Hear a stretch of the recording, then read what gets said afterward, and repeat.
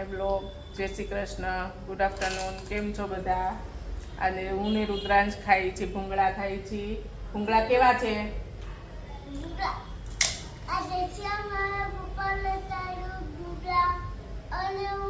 ભૂંગળા પપ્પા લાવ્યા છે. રુદ્રાંશ તે લેતો આવ્યો છે. જો અમે બે મજા આવે છે, નાનપણની યાદો તાજા થાય છે. મમ્મી નાની હતી ત્યારે પણ આવી રીતે ભૂંગળા ખાતી હતી.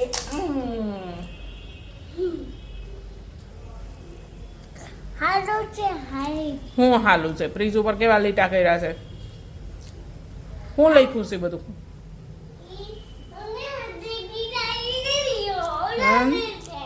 હેલો, સાંજના 6 વાગી ગયા છે અને આજે આપણે રાખ્યો છે પાઉંભાજીનો પ્રોગ્રામ. તો પાઉંભાજી બનાવવા માટે આપણે આ રીંગણા અને બટેકાન ફ્લાવરને આવી રીતે મોટા મોટા કટ કરી લીધા છે, વટાણા ને બધું.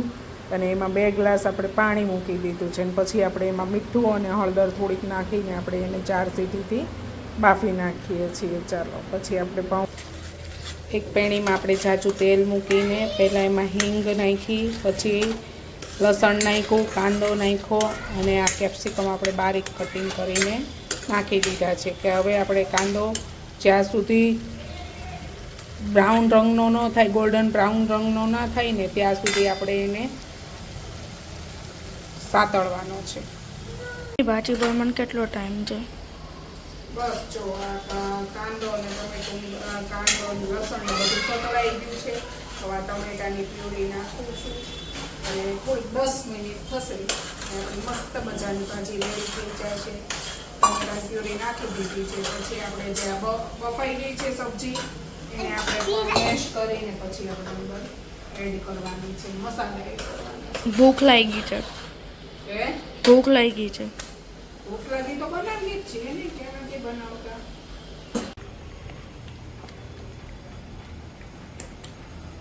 હવે 8 વાગી ગયા છે અને આજે આપણે ગરમા ગરમ પાવભાજી અત્યારે બને છે. એટલી ટેમ્પટિંગ લાગે છે અને એના પાવ છે અહીંયા લાલ લાલ ભાજી છે એકદમ સારી. અમે હજી કેટલા ટાઈમ લાગશે આજે? બસ જો આ ભાજી બની ગઈ છે. હવે 10 મિનિટ અને કાઢીએ એટલે મસ્ત બધો મસાલો સરખો મિક્સ થઈ જાય અને થોડો એક્સ્ટ્રા મસાલો, દાણા અને ગરમ મસાલો બધું નાખી દઈએ એટલે મસ્ત રેડી આપણી ભાજી. પાઉં તળી દઈએ ત્યાં સુધીમાં મસ્ત ભાજી રેડી છે. એનું કામ જ મમ્મીને કેમ કેટલું પરફેક્ટ પેચ્યુલરથી બધું કાઢી નાખ્યું. કઈ વેસ્ટ નહીં થવા દેશે. વેસ્ટ થોડું થવા દેવાનું હોય, કેટલી મહેનત બધું બનતું હોય, કેટલા પૈસાનું બધું આવતું હોય, કોઈ વેસ્ટ ન કરવાનું હોય, બધું યુઝ કરી લેવાનું હોય. શાકભાજી કેટલા મોંઘા છે અત્યારે અને કચરામાં વાસણમાં ચોટેલું જાય તો એ અમુક આપણે વાસણ ઘસવાના વધે એની કરતાં બધું છે ને યુઝ કરી લેવાય. જેટલું આપણેથી થતું હોય ને એટલું ચોખ્ખું વાસણ કરી. ફાઇનલી હવે ભાજી બની ગઈ છે. અમારું ઇંતિરાન ખતમ. આ એકદમ ટેમ્પટિંગ ભાજી છે અને આ મારી મમ્મી પાવ શેકે છે. હવે મમ્મી પાવ તો જલ્દી શેકો. બસ જો શેકાય જ છે. ઓહો પાવ આટલી મોટી લોઢી પાવ શેકવાટો. આટલી મોટી લોઢી હોય ને તો મજા આવે પાઉં શેકવાની. કાંઈ છે ને પાઉં બહાર જવાની બીક ન લાગે. કેમ કાંઈ આપણે સાઈડમાંથી નાખીએ તો બહાર જવાની બીક ન લાગે. એટલે આટલી હોય ને તો મજા આવે. મસ્ત પાઉં શેકાય છે. તો પાવમાં હવે શેકાઈ ગયા છે. લઈ જાઓ મસ્ત મજાની ભાજી ખાવા.